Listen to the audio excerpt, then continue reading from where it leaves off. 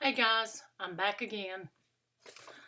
Okay, we're going to recap here and then we're going to go into the executive summary just in a little bit more detail. Here's our title page. We spoke briefly about that. I think here in the center, if you've got a logo, some kind of clip art, go ahead and insert it here. Everybody needs a logo. So make something up. For all intent and purposes, you can steal something just for the business plan here. But like I told you before, you can find one online and pay as little as $9, $10 for it. Okay, and then you're going to want to go to your table of contents, like we spoke about last time. Okay, this is what we're going to talk about today. And this is your executive summary. Let me see if I can get this centered here. Oh, I have to cover up my face. How bad is that? It's great.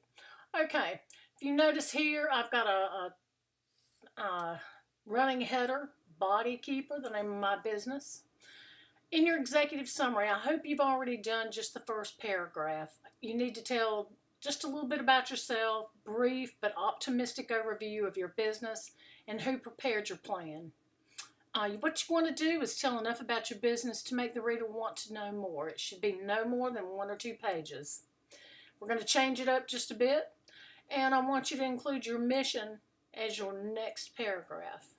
You can entitle it Our Mission or Mission Statement. Either one, doesn't matter. Remember what I said about being brief, 2 or 3 sentences. So Google this or YouTube it. There's a lot of good information out there on how to determine a good mission statement. I want you to get a good one. It's important.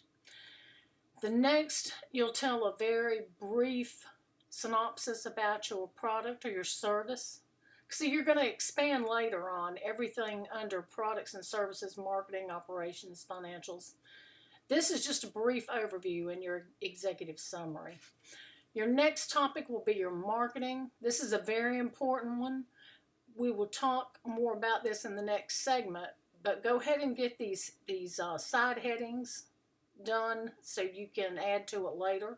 What you'll do for your marketing here in your executive summary, it's just going to be a sentence or 2 about your target market and maybe possibly even why you've chosen that. Your next subheading will be operations. Are you a sole proprietorship, partnership, corporation? Are you an LLC? Do you have any key employees that you need to mention? Okay, then lastly, not lastly, financials will be your next one, and it's certainly an important one. So if you're asking for funding, that paragraph right there will be where you're going to ask. That's the dollar amount you're going to plug in there if you're asking for any kind of financials, if you're taking it to the bank. You'll also need to probably, if you were doing this for real, as a live business plan, you would want to mention that you're including your personal financial statement and that of any of your partners. But as far as the assignment goes, please don't do that because I don't need to know anything about your finances. So in the end, your very last paragraph, and you won't repeat this again in your business plan probably, is your vision.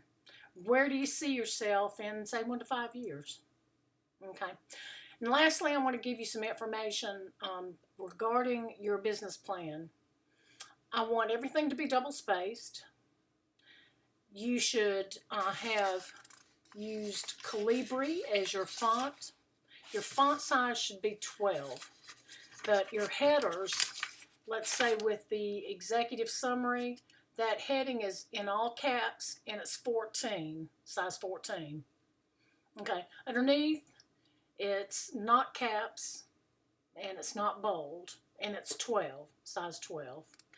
And then your sub or side headers, they're in bold, but they're not all caps and they are size 12, not 14.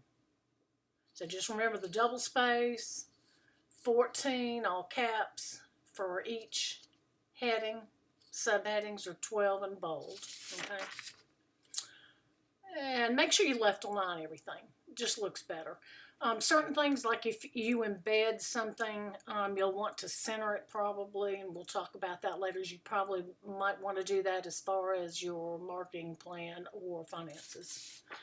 Okay, and we're going to briefly touch on your very first item that we've already talked about. This is where you'll expand on your products and services. And you'll be a little bit ahead of the game if you'll go ahead and start on this, because it's not due until sometime in March. But this is where you really go into detail regarding your business or your service. So if you've already, say, established a relationship with a supplier or a buyer, make mention of that. It lends credibility. And again, you can see that's page 3. So I've hit saved. I've saved everything I've done. I'm going to close it out. And we'll call it a night. Have a good week. And our next segment will be about marketing, and it'll be an important one. So I'll talk to you guys later.